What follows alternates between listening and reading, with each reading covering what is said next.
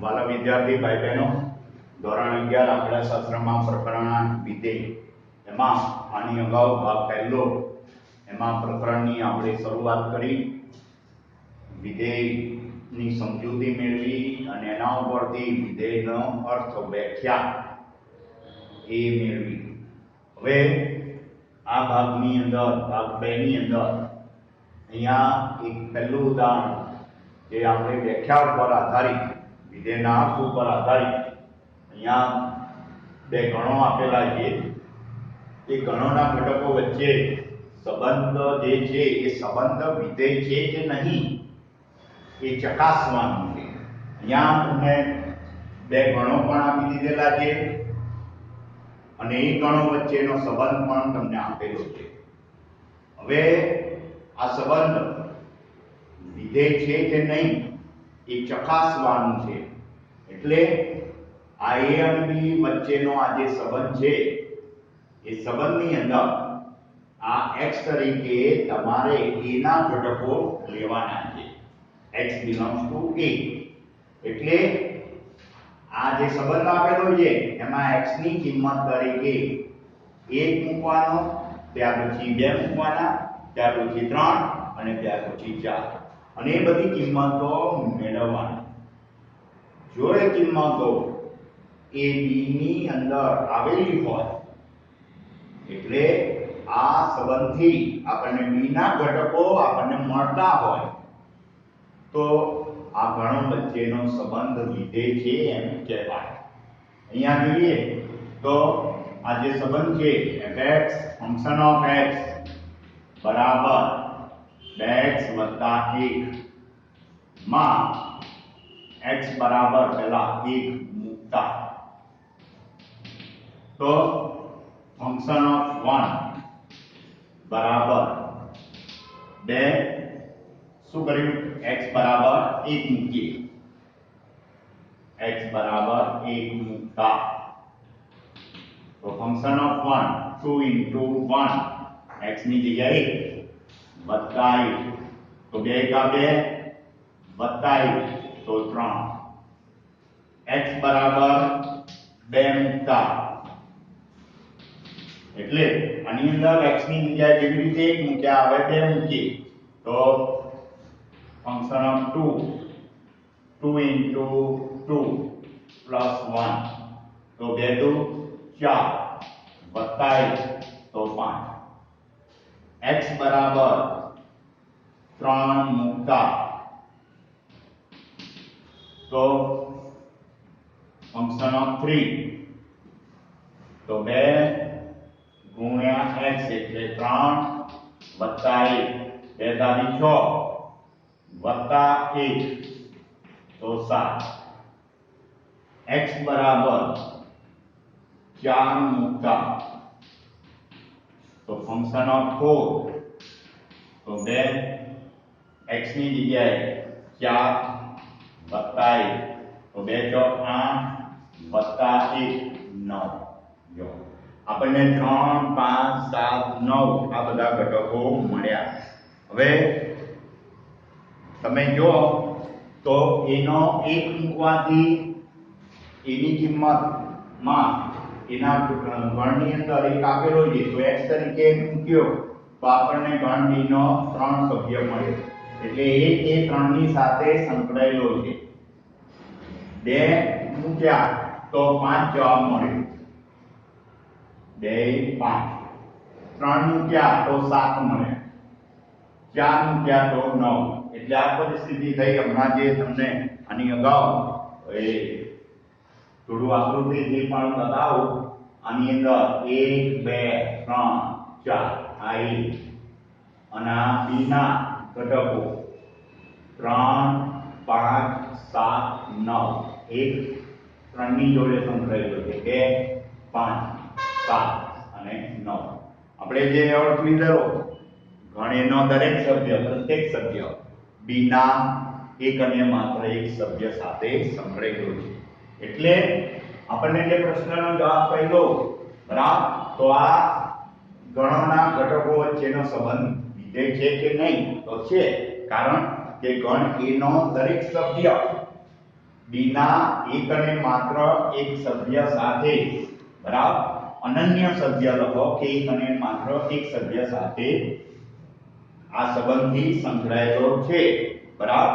એટલે જે નિયમ આપ્યો છે સંબંધ 2x + 1 સંબંધથી સંકળાયેલો છે. એટલે અહીંયા આપણે આ રીતે લખાય કે ગણ A નો પ્રત્યેક ઘટક લખો કે સભ્ય ગણ B ના અનન્ય સભ્ય સાથે 2x + 1 નિયમથી સંકળાયેલ છે. તેથી આપેલ ગણોના ઘટકો વચ્ચેનો સંબંધ વિધેય છે. તેથી આપેલ ગણોના ઘટકો વચ્ચે નો સંબંધ વિધેય છે. આ રીતે આપણે એનો લખી શકીએ.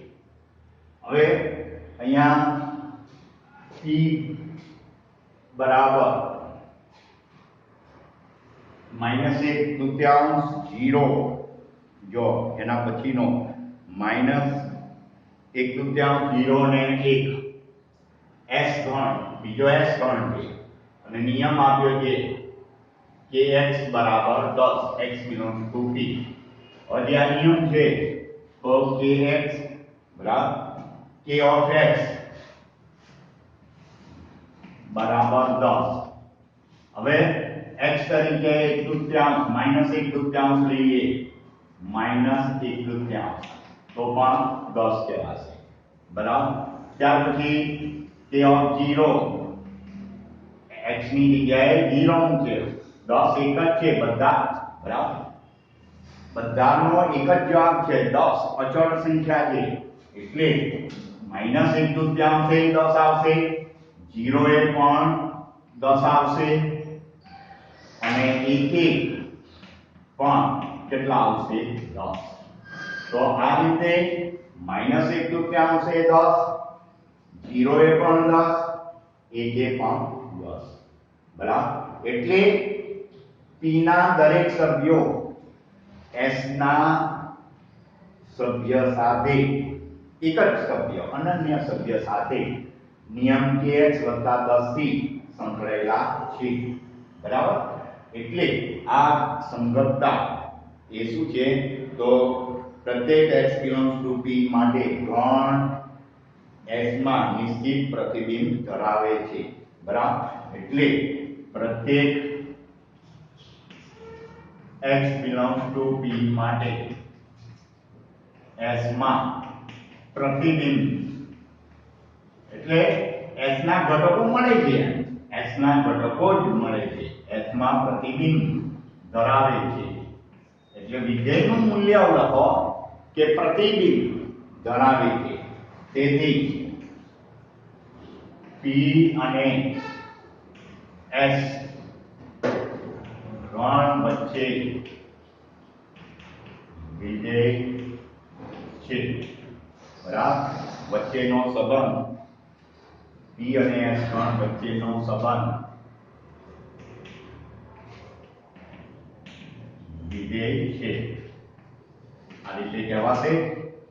ત્યાર પછી એનાથી આગળ આપણે ગણ a અને b માટે, બરાબર, ત્રીજો એક બતાવું. એની અંદર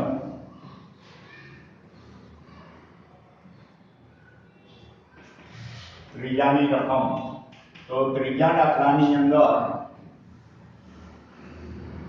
બે ગણોની બરાબર ધ્યાનથી જો.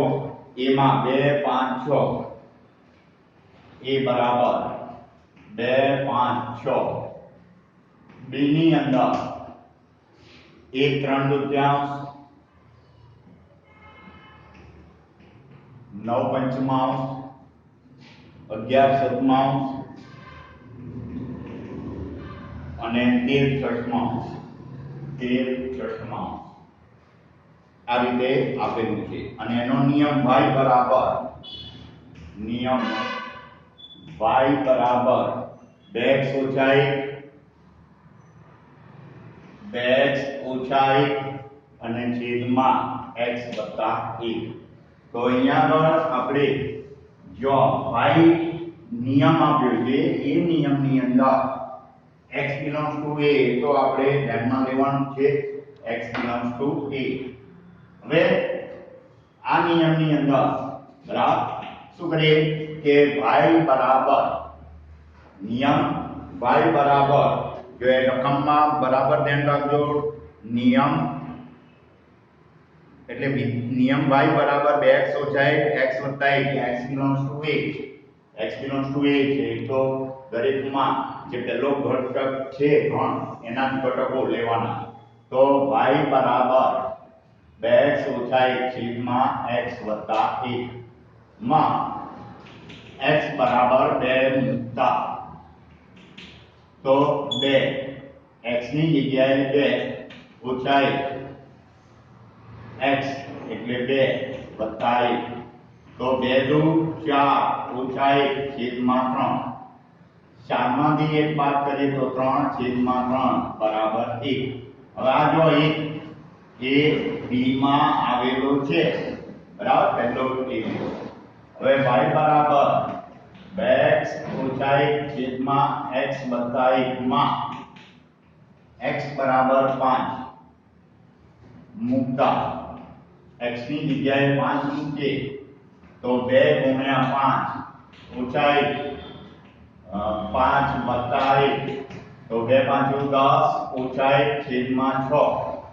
તો અહીંયા બરાબર ધ્યાન રાખજો કે 9 ના છેદમાં 6 10 ઓછા 1 9 છેદમાં 6 આનું ટૂંકું રૂપ આપશો 3 તારી 9 અને 2 તારી 6 3 દુત્યાંશ એ પણ b માં આવેલો છે 3 દુત્યાંશ belongs to b સાથે લખતો જ જાઉં છું જો એટલે તમને વધારે ખ્યાલ આવે.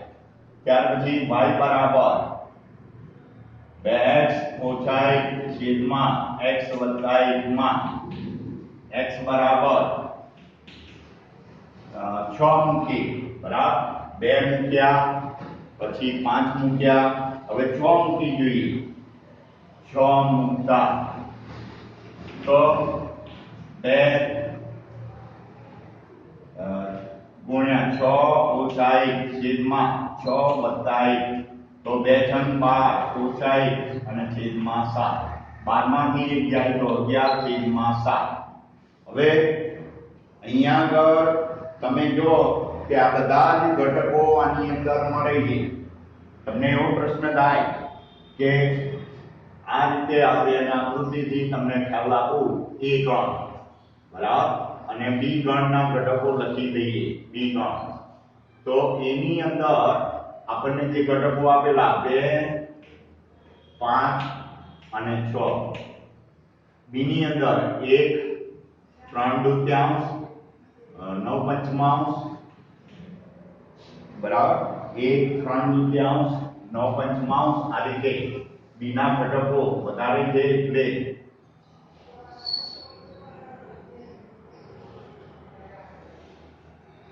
1 3 દુત્યાંશ 9 પંચમાંશ 11 સતમાંશ અને 13 છઠ્ઠાંશ.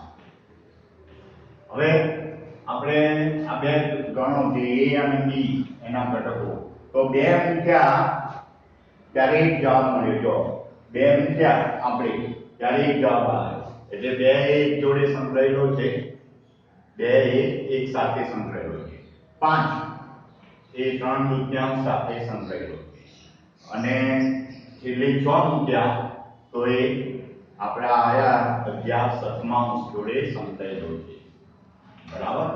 હવે તમને એમ પ્રશ્ન થાય કે આમાં બે ઘટકો તો બાકી રહ્યા બરાબર એ b ના બે સભ્યો જોડે તો કોઈ સંકળાયેલું નથી એવો પ્રશ્ન તમને થાય બરાબર. એટલે અહીંયા આગળ આપણે ખાસ એ જોવાનું છે કે a ના દરેક સભ્ય b ના એક અને માત્ર એક સભ્ય સાથે સંકળાયેલો છે કે નહીં છે આનો કોઈ સભ્ય આની સાથે સંબંધ ના ધરાવતો હોય એવું છે તો નથી. આના બધા ભલે આના સભ્યો એ કોઈ એના ઘટકોની સાથે સંકળાયેલા નથી, આ બે બાકી રહી જાય છે એનો કોઈ પ્રશ્ન નથી. આપણે એના અર્થમાં શું કર્યું? એના પ્રત્યેક સભ્ય, દરેક સભ્ય બીના એક અને માત્ર એક જ સભ્ય સાથે સાંકળતો કોઈ નિયમ કે સંગતતા. તો આના દરેક સભ્ય એક અને માત્ર એક, આ એક અને માત્ર 3/4 સાથે 6/11 સાથે સંકળાય. એવું નથી કે 6 એ 9/5 ને 11/7 બેવ સાથે સંબંધ ધરાવે, એવું નથી. 6 કે 5 એ એકથી વધારે ઘટકો સાથે સંબંધ ધરાવતો નથી. એક અને માત્ર એક જ. એટલે કોઈ પરિસ્થિતિમાં આવું પણ બને કે આના બરાબર અહીંયા કોઈ ઘટક આની સાથે સંબંધ વગરનો ના રહેવો જોઈએ. એટલે અહીંયા એનો દરેક સભ્ય, એનો પ્રત્યેક સભ્ય ગણતરીના અનન્ય સભ્ય સાથે y બરાબર 2/x વત્તા 1 સંબંધથી સંકળાયેલ છે. તેથી આપેલ સંબંધ વિધેય છે. બરાબર? તો આ રીતના તમને સંબંધ ચકાસવાના કે તો તમારે આ રીતના સંબંધ વિધેય છે. બરાબર? હવે ફરીના ભાગમાં એકાદ એવો દાખલો લઈશું કે જેમાં આ તો બધા સંબંધ જ વાળા હતા, પણ કોઈ પરિસ્થિતિમાં એવું બને કે સંબંધ ના પણ હોય તો એવું એકાદ દાખલો તમને ફરીના ભાગમાં સમજાવી દઈશું. Thank you.